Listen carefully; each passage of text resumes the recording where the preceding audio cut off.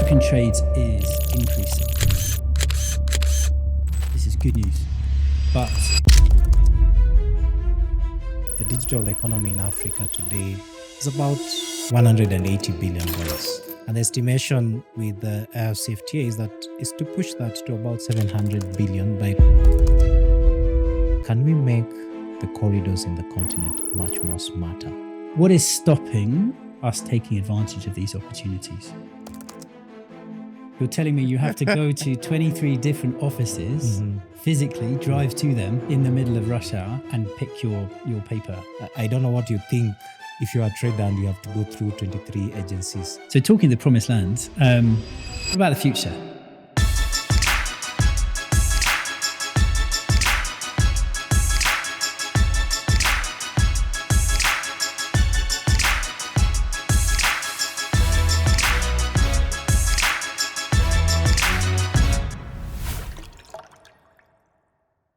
Welcome to the first edition of our relaunch of the Let's Keep Africa Trading podcast. My name's David Beer. I'm the CEO of TradeMark Africa, and I'm here with Eric Sirali. I'm the Director for Digital Trade at TradeMark Africa. So Eric, tell us a little bit about yourself. I call myself an enabler of trade using tech. I solve trade problems leveraging technology. Outside my day job, I'm actually an avid hiker, and to the shock of many, I'm actually a carpenter as well. What is the highest mountain you have hiked in Kenya? In Kenya, I've done the second highest peak. That should be the Lenana Peak, the third highest actually. And then outside Kenya, I've done Kilimanjaro, as well as the most beautiful, which is Rwenzori in Uganda. I would agree with that. You've done a lot more than me. And what's the verb for carpenting? What do you make? I've actually made a whole suite of furniture for a small unit I have somewhere, from beds, seats, actually a whole couch, desk, and a few other things. I picked the hobby during COVID, and over time it's become something that I do when I have some time. Yeah. Making me feel very inadequate. Not really, but I've seen you bike. You're among the very few CEOs that I think bike to work. I don't know how you picked that quite unique way of moving around. Yeah, I've been a biker for 25 years now. Wow. It makes it a lot quicker to commute in Nairobi traffic and a lot more dangerous. I've always wanted to be a biker, but I don't think I've had the guts yet. Do it. I say to everybody, it's you get to explore Kenya as well. I've managed to get almost to the Ethiopian border on my bike. So wow. Okay. It's a good way to clear your heads. So Eric, you're a techie at heart. What's the one app that you can't live without? Wow, that's like asking yourself to choose between your babies. It's very difficult. But I guess, which one now? WhatsApp has become very synonymous with our lives. But I'm getting very used to using Gemini quite a bit. That is on AI. Mm-hmm. Yes. What does Gemini give you? I think it opens up or makes it's. I don't go to Google anymore. I actually go to Gemini to ask questions or look for things. You're able to organize things and get links, and it's much more easy. That's one of my go-to tools today. So AI is making our lives easier. Completely. I don't know how we were living without AI. Mm-hmm. I keep questioning on what will happen with the next generation, that we live and operate without knowing how things were done before AI. I think the question is how we use it intelligently. Yeah. We need to become intelligent consumers of it. Yeah. And I think the most important bit is that you keep your foundational knowledge intact, if not more. Because if you have your foundational knowledge and then you support it with the AI, the outcome is outstanding. Yes, it needs to refine what you do. If it replaces, then it makes you lazy. Exactly. I know you speak quite a bit of a few languages. I don't know if my fingers are enough to count them all. I think you're being far too generous. Yeah. How many languages do you speak? I only speak 2 fluently. Okay. So I'm inadequate compared to most people. My wife is French, so I don't have a choice in that. Okay. But I've lived in 8 or 9 countries. Everywhere I go, I start learning language, and I go to my language classes, and I can start buying vegetables. And then you leave and you forget it all. So I've started many languages, but I can't keep them up. You've talked about 8 countries. Which do you have a favorite? It's always dangerous to play favorites. I think everywhere I've lived has had its own nuances. Particular wonderful things. Okay. But I will say I lived in DRC for a while, and it is one of the most beautiful places I've ever seen. Yeah. So without more ado, let's talk about trade. The big picture. African trade is increasing. This is good news. But the statistic that is so often quoted is that between about 14 and 17% of African trade is intra-African, is within the continent, which is tiny compared to other regions. You know, the EU is, I can't remember, it's well over 50%. It's 2/3 or something, isn't it? Asia, it's far greater. So what is stopping us taking advantage of these opportunities? Now, a lot of research has showed that this isn't really about tariffs. We love talking about tariffs globally these days, but non-tariff barriers, solving those will have a far larger impact on enhancing trade, on increasing trade volumes than tariff negotiations. I think the World Bank said that by 2035, if we can remove non-tariff barriers across Africa, we can increase incomes by about $300 billion, which is over double what you would do with improving tariffs. So this is the issue. Now, within that, there's a lot to talk about, and we'll talk about this in a range of different podcasts.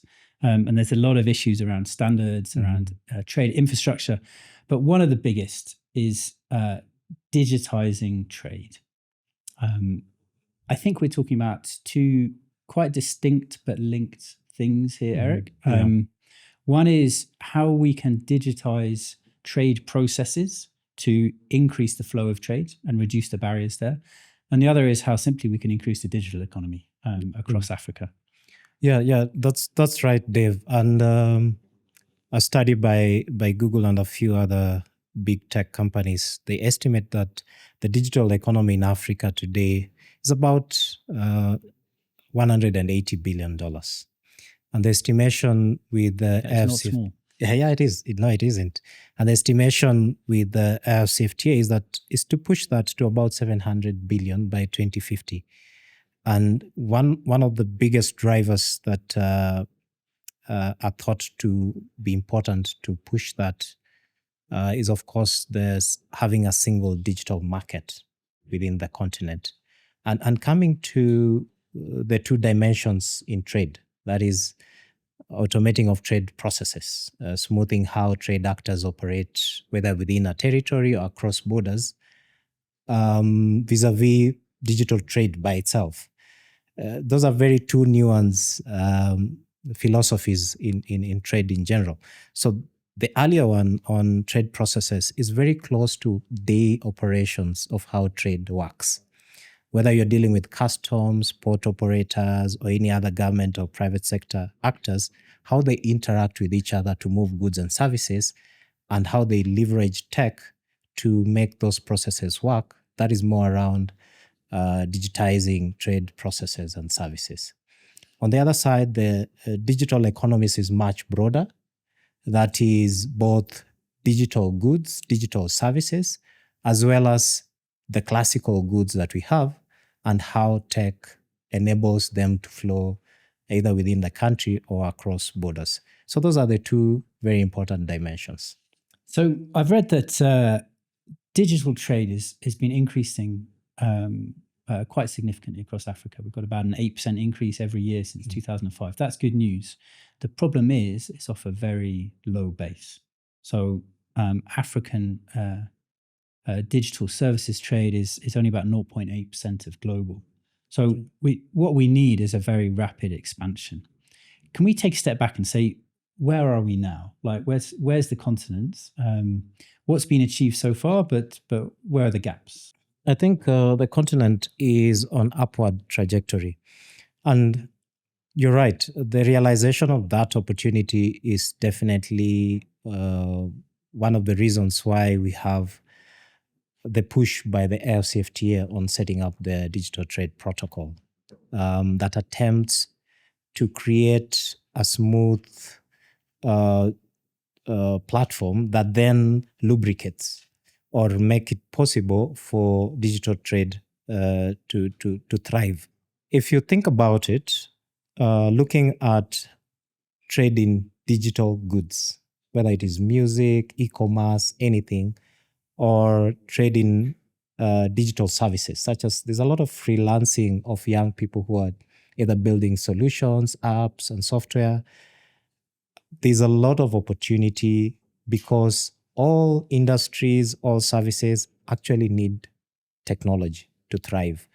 And when most of these barriers in digital space are actually unblocked, then opportunities, whether for a young software developer or a young e-commerce service provider to thrive, then you're able to have a landscape that has thinner barriers and much more smoother. So I think there are many opportunities, and some of the instruments that are coming into play are going to make it even much more better.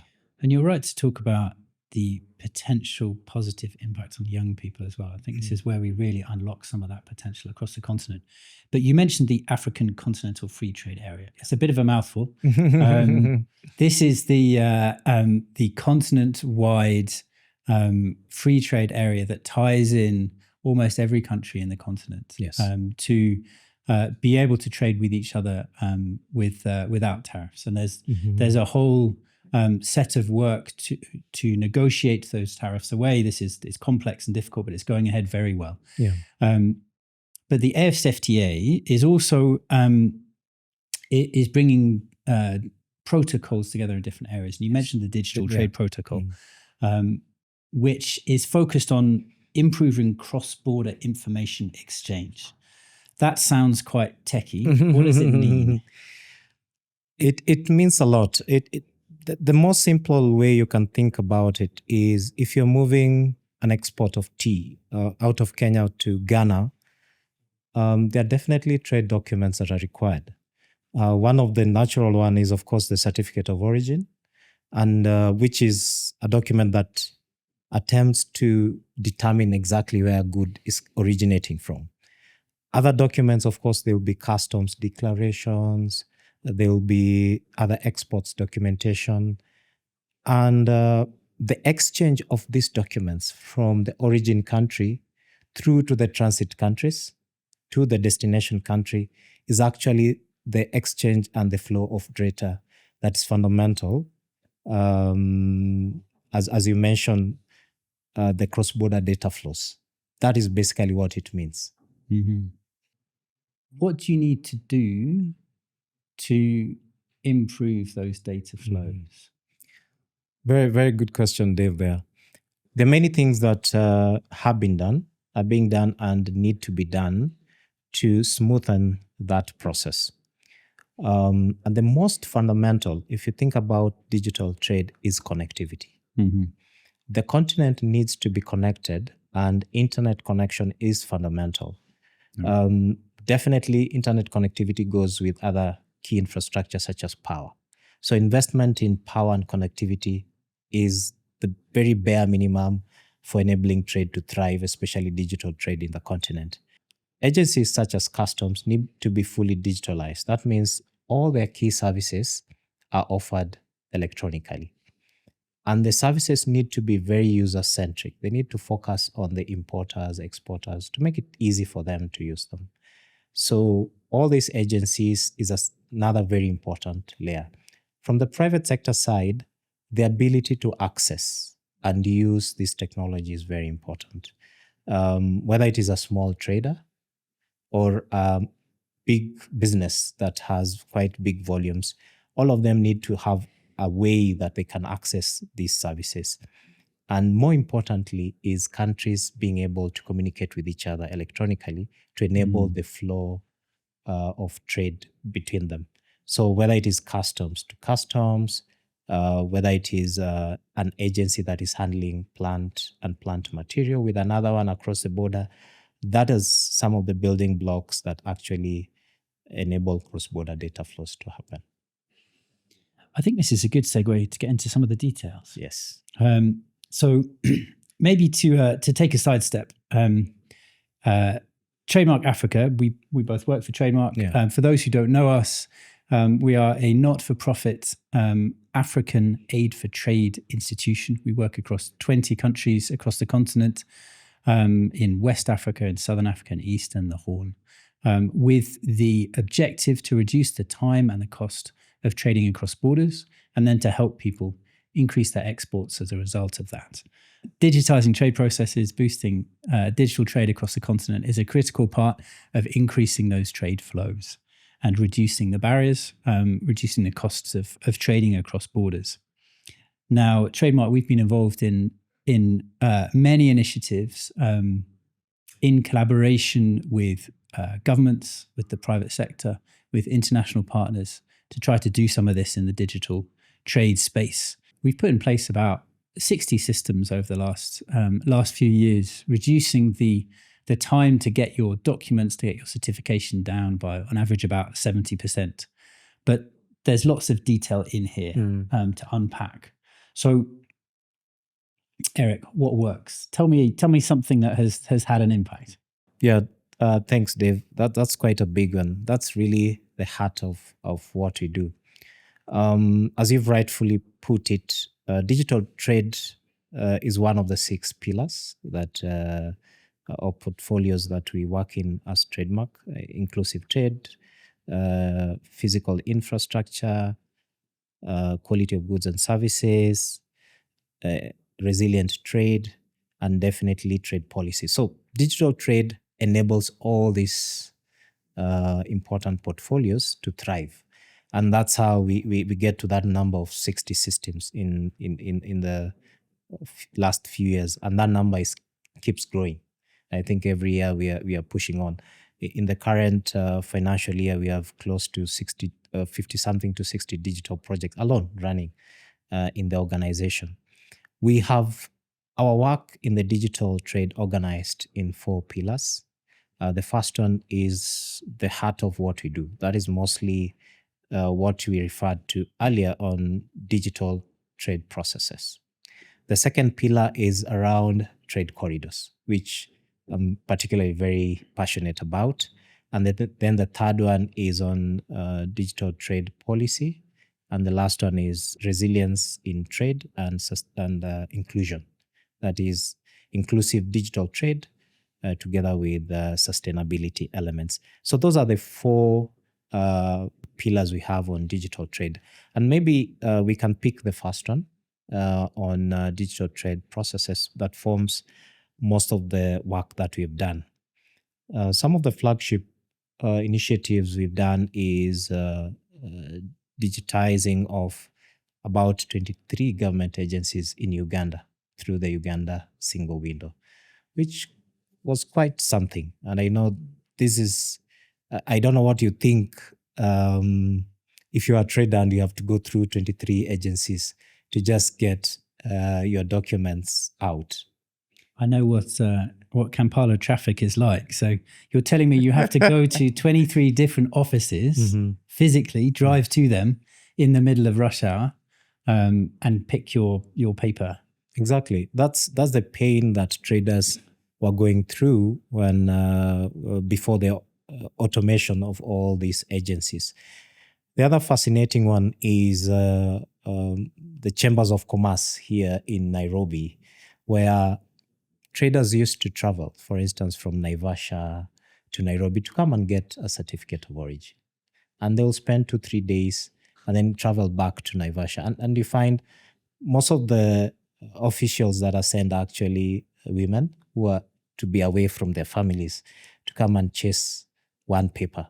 But by digitizing it, they can actually do this from home. So we're actually making lives of ordinary traders, women, young people, much more easier by digitizing how some of these trade documents are issued. So that forms the first pillar. And there are many more. We've done quite a bit of work in Rwanda with the Rwanda Utility Regulatory Authority. This is the authority that actually regulates imports of electronic goods, but also issues permits for transporters such as the border riders. And the most interesting bit is before the automation of that system, you'll find a small trader who owns 2 or 3 motorbikes coming from the remote areas of Rwanda to come to Kigali to get that permit to be able to operate that motorbike. But now it's possible for them to do it at home, as easy as them using their mobile phone. So those are some of the things that we have on the first pillar. Yeah, so kudos to Rwandan and Ugandan governments on that.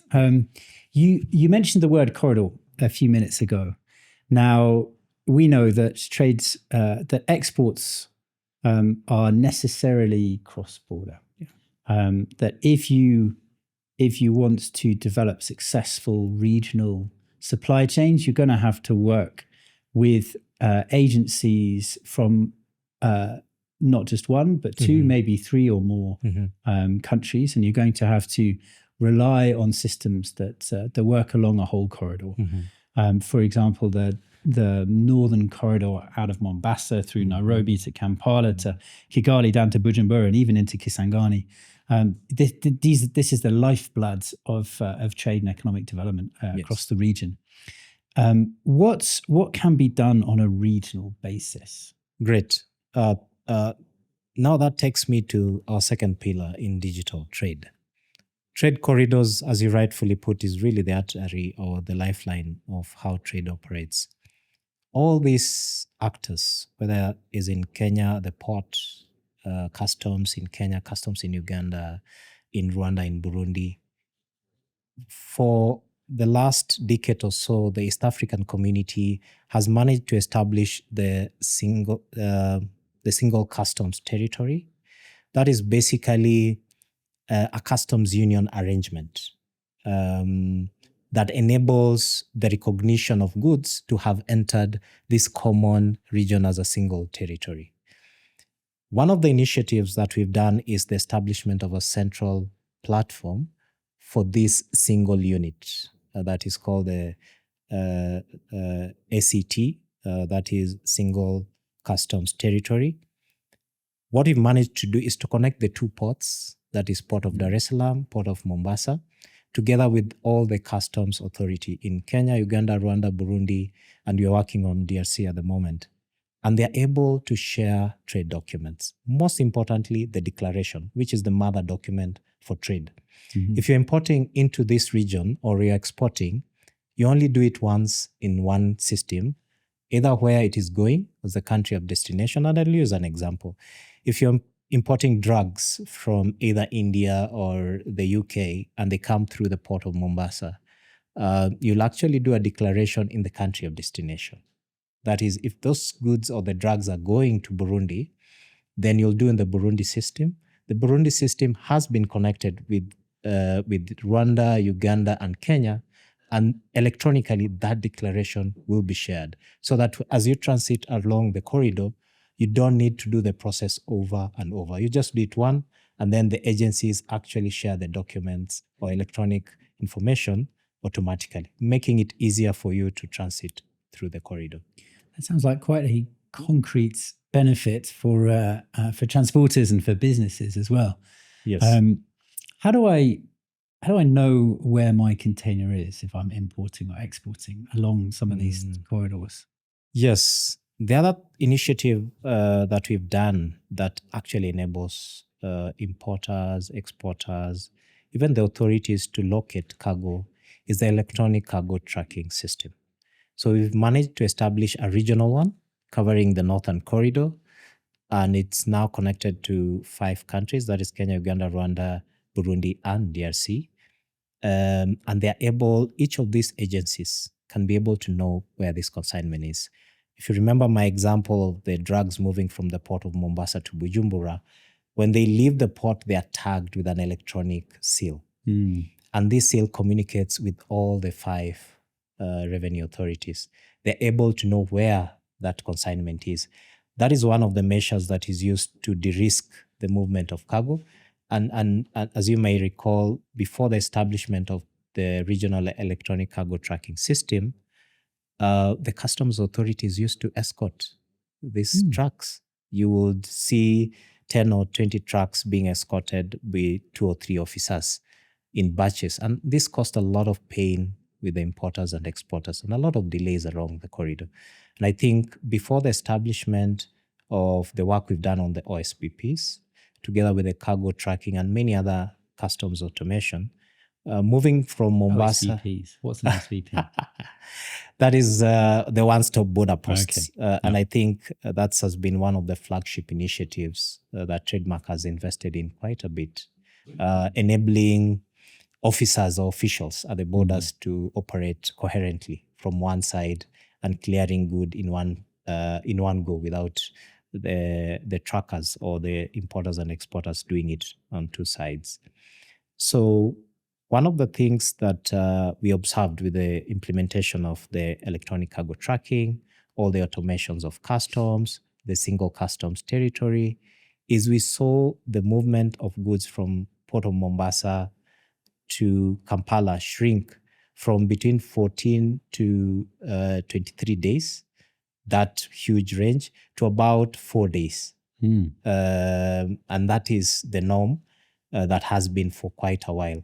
So you find all this pile of interventions coming together and creating that important shift. That means something very important for importers and exporters. They're able to have much quicker flow of their supply chains and be able to service either their factories, or for small traders, they're able to fulfill requirements in their stocks much more predictably and much more faster. So it sounds like what we're moving towards is like just-in-time supply chains. Exactly. Very exciting. Yeah. Now, Eric, you've talked a lot about East Africa.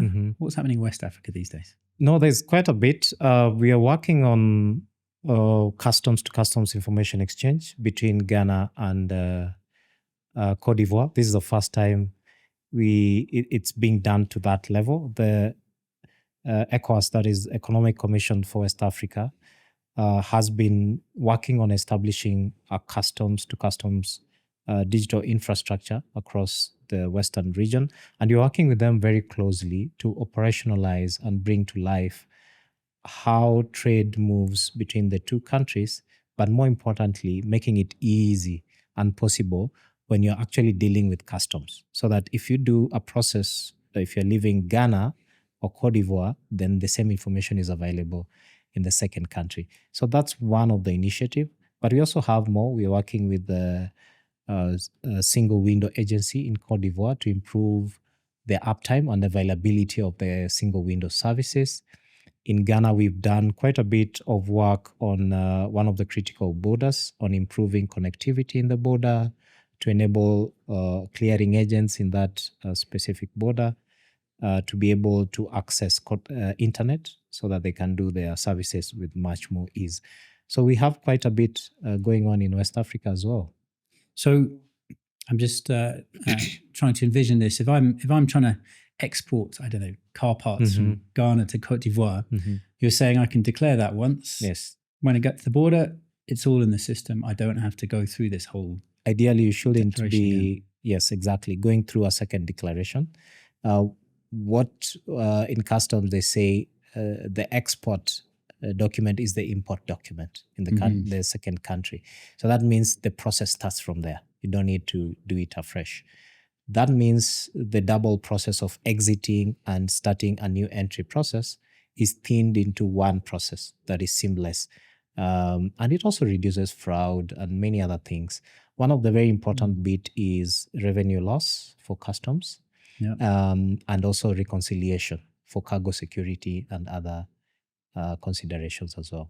And you talk of fraud, and I think this goes into the issue of trust. Yes. And essentially, how can customs and other agencies trust what is going across the border? Mm-hmm.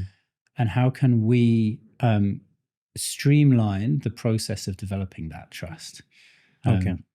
Yeah. So, what are we doing on that? Mm-hmm. Yeah, that's a very interesting topic, because there's a lot of fraud in trade documents. And one of the initiatives that we have been pushing for a while now is leveraging of emerging tech, especially distributed ledger technology, that has the principle of reducing the risks of fraudulent documentation or playing around trade documents. And the initiative, we call it the Trade Logistics Information Pipeline. We've started most of that work in East Africa, particularly Kenya. We've done pilots between Kenya and the UK, as well as Kenya and the Netherlands. And we are planning more pilots within the continent, between Kenya and most likely Egypt. And what you're trying to achieve here is, if you have a trade document, whether it's a certificate of origin, an export declaration, any trade documents, can you put them on the distributed ledger, or as they call it, blockchain, to be able to make it, from a technical point, immutable? And I'm sure you'll ask me, what is immutable? So basically, this means that this document cannot be doctored. Yeah. In the simplest terms. So if you're able to guarantee the users or the recipients of these documents that they're actually original, they're coming from source, they can be trusted, that means the actors on the receiving country can make decisions from these documents. So from the pilots, for instance, we did between Kenya and the UK, we managed to give the UK authorities the confidence to trust these trade documents, because one, we ensure they come from source, the originator of the documents, put them on the distributed ledger technology, and the destination market retrieves them from that infrastructure. And that infrastructure is what you're calling TLIP, in full Trade Logistics Information Pipeline. And the beauty of blockchain is that between putting it on and seeing it, nothing can be changed.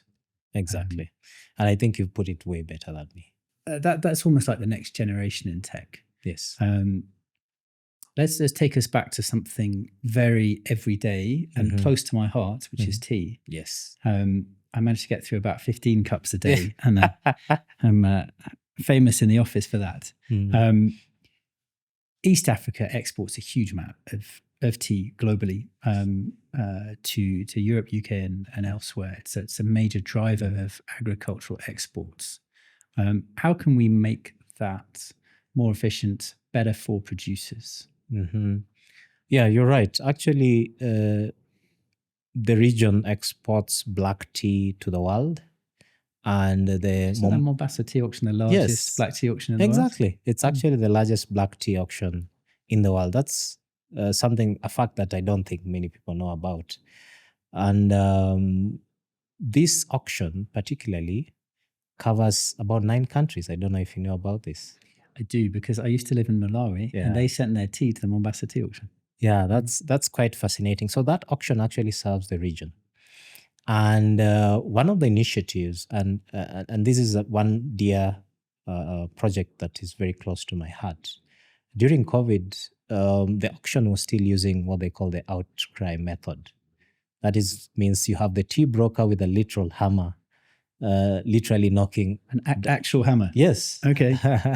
Knocking down teas when the intended or desired price is attained.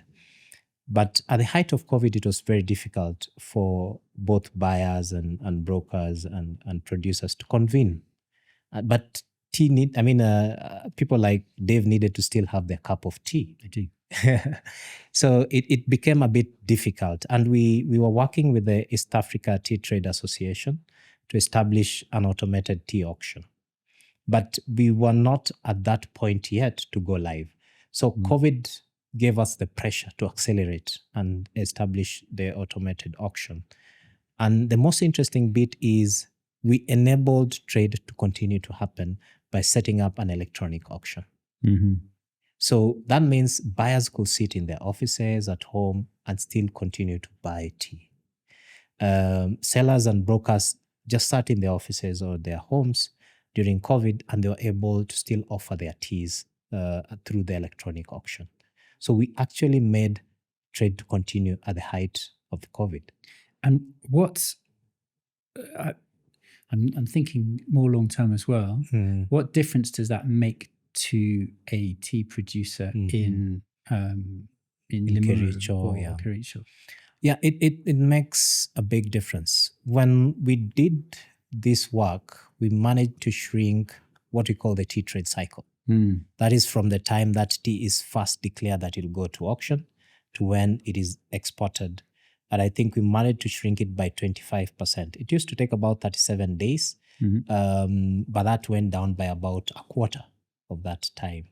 So what does that mean? Because the classical way of how the industry works and worked for a very long time, it's a very old industry, as you may know, was that until that cycle. Went to a tea farm that claimed to be the first to have imported tea bushes into Kenya like 120 years ago or so. Yeah. Sorry, carry on. No, sure. Even when we automated, that auction had run for over 60 years with no digital technology. So it was quite an uphill task to bring it to life and make it happen. So going back to the impact is this trading cycle of about 37 to 40 days, shaking it down by 25% means that the producer gets their payment a little bit faster. Yeah, they're able to move into the next cycle with much more funds in a much shorter time. That means the farmers that are supporting that factory are able to be paid much faster than they were paid before. And the most interesting bit, Dave, was the documentary cost was quite astonishing. We managed to shrink that cost by about 50%.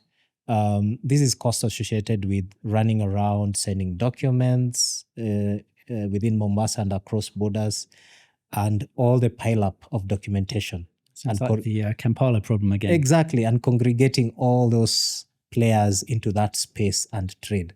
That cost of working remotely was shrunk by about 50%. Yeah.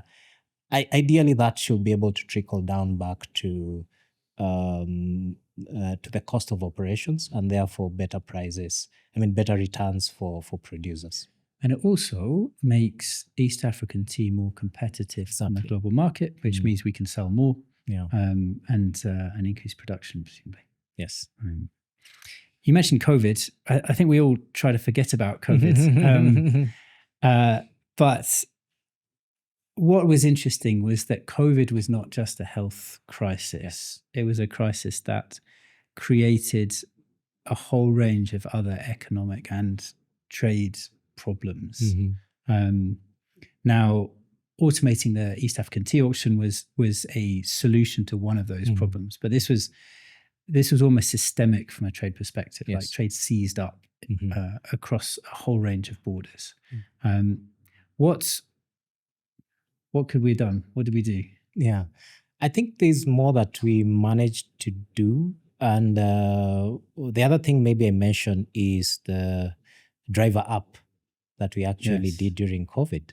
As you may know or recall, the borders were completely shut down and there's no trade flowing, especially on the northern corridor. And the pile-ups were going to 40 kilometers or more. And you rightfully put it was not only a health issue. The truckers were seen as risk when they're moving across borders, and something needed to be done. So TradeMark managed to collaborate with the government agencies along the northern corridor to establish a drivers app that was also backed on the cargo tracking infrastructure to say, is there a way we can work with the ministries of health to get the COVID test certificates made available on an app, and therefore and have a way to be verified by the officials of the border to give them the comfort to allow the truck to cross and trade to flow. So that's another nuance intervention that we did during COVID. And I think, as you allude to, from a trademark point of view is how we remain agile to deal with these emerging issues when they come. Indeed. There's another side to this as well, which is you can successfully reduce trade barriers. You can increase the flow of trade. That's very good for consumers, for companies, for exporters. But what about people at the bottom end? Yeah. So if I'm trying to export a small load of avocados from Kenya to Uganda, or a pickup full of maize the other direction, the superstructure of trade documentation and certification is built for larger companies. It doesn't work for someone who needs to get small amounts across. Now you've talked about the simplified trade regime, and I think we have to give huge credit to the East African community and to the national governments involved, who've managed to create a regulatory framework that works for exports. What is it, under $2,000? Yes, $2,000. And that is actually implemented effectively at those borders. But what else can we do from a digital perspective for smaller traders? Okay, great. There are two things that come to my mind. I'll start with the one that links very direct, and that is the work that we've been doing through a platform we call Isoko. That is basically a convergence of about 3 or 4 things. The first one is market information. How do you enable that small trader to know, will I get the better prices in Uganda? Are they better than here in Kenya or Tanzania or Ghana or Zambia or DRC? So we are trying to bring the micro information about commodities that they trade in very oftenly, make it available on the platform. And the platform is mostly mobile-based, but we also have it on what they call the feature phones, the phones that are not very much sophisticated, so that they're able to know how the price trends, so that they know which markets to go to. Things like FX information as well. So market information is one tool. 2 is who is selling this merchandise. So we've given them a platform to showcase their merchandise that they want to offer. And on the other side, we have buyers also on the platform who are able to see, okay, so this small trader near me on this other side of the border has about good worth $1,000 of avocado or maize. And I think the pricing in the market is good. Let me reach out to them. So we've tried to use this tool to link up the small traders. So that's the second component. And the third component is these businesses are highly informal and unstructured. What we've tried to do is to give them basic business tools within the application. So they can do things like stock taking and basic balance sheets, because it's important for access to credit and things like that. So that is one side of how we are supporting small businesses. How much does that cost? Pretty nothing. We have made it an open tool to support businesses. For now, we are making it available for use for all small traders. Yeah, and the second bit on the simplified trade regime, we have been working on with one of the revenue authorities, and I don't want to spill the beans. We'll be doing a very important launch very soon, where we are trying to see, can the officials, especially the customs authority, also make it easy for the same trader who's operating below $2,000 to have it easy when they are working with the authority to do declaration and cross the border. Yeah, because I'm guessing if I'm a smaller trader, then the cost of compliance becomes a far larger proportion of my trading cost than if I'm a large company. Exactly. So the real key is to reduce the administrative burden and the cost of compliance, which must happen. We just need to make it happen in an easier way for everybody. Exactly. And I think use of tools that are closer to the small businesses is important. Mobile phone, I've talked about Isoko. And still on Isoko, there's a lot of new things that we're thinking around Isoko. One of them is, can we have small micro courses that a short, small video in local dialect that can be made available on the app. So those are some of the nuances. And when you talk about cost on the Isoko platform, particularly on reducing cost of compliance, one of the things that I think we still have some work to do is you find you have the customs authority allowing goods to be done on simplified declaration under 2,000, but the other government agencies still would subject the same goods on the same procedure as though it was $1 million. So there's still some work to be done there. Yeah, we're not yet at the promised land. Yes. So talking the promised land, what about the future? So there are so many digital innovations taking place across the world at the moment. You've talked about blockchain and how we can use that to speed up trade processes. There's artificial intelligence, which I think generates equal amounts of fear and enthusiasm in the world. We're also seeing the volumes of trade increase within the continent, increase significantly. And that's a fantastic thing. But we need to keep up. Otherwise, the current systems won't be able to, or the current solutions won't be able to deal with this. So what are some of the new ideas? Yeah. And I think I'll pick it from the nature of ideas that we have today.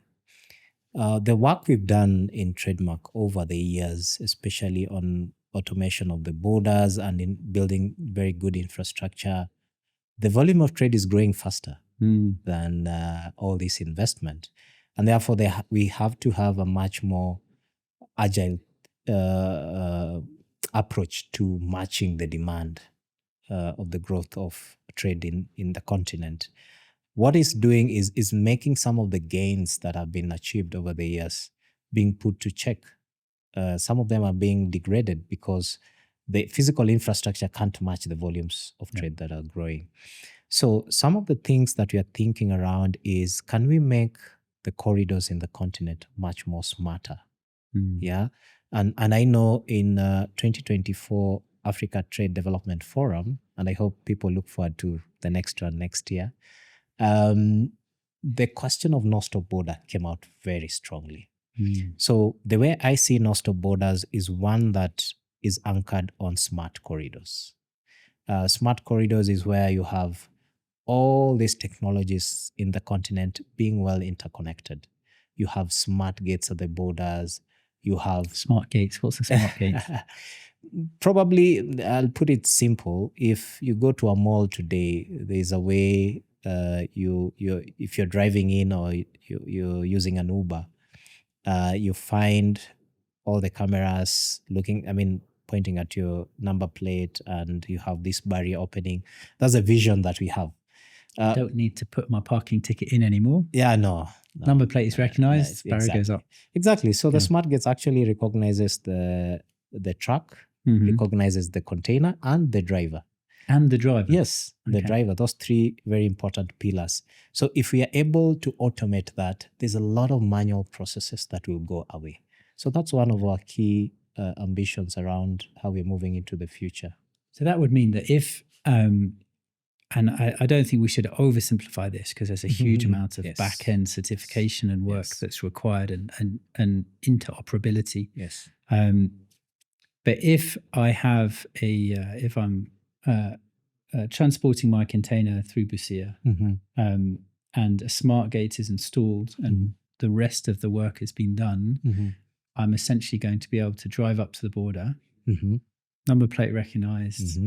The system will know what that container contains. Yes. It will know who the driver is. It will recognize the truck. Yes. Barrier goes up, goes straight through. Exactly. That's the ideal. Yes, that's what we call no-stop borders. And we hope we reach that promised land the way you've painted it perfectly. So that is really one of the ways that we can be able to match the volumes of cargo.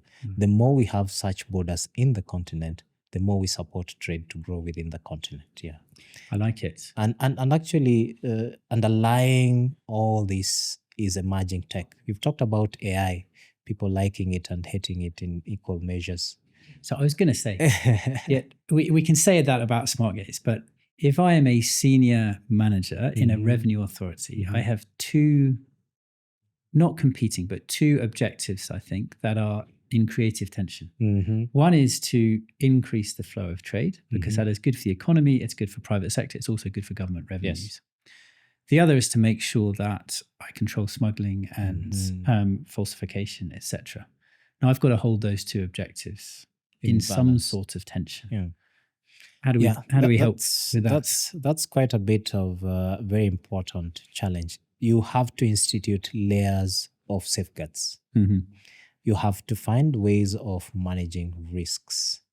One of the biggest instrument is image scanners that are used if it's containerized. And most of them actually on the trade corridors, whether it's at the port or the borders. And these image scanners are able to tell you what exactly is contained. So I can know if there's containers there, I don't have to open it up. Exactly. I can say, if this is on the docket, it says tires, I can see if it's tires. Then you allow it to go. And you can actually add a layer of AI that you don't need to look at 1,000 containers every day by yourself or a set of officers, where there are empty containers or what they call the homogeneous goods of the same nature. Then AI can be able to do part of that work for you. And then the other final decisions are made by human. So you can use images, customs images. You can use advanced information and also analyze it with AI to profile the risk, whether there's any fraud relating to the declaration value.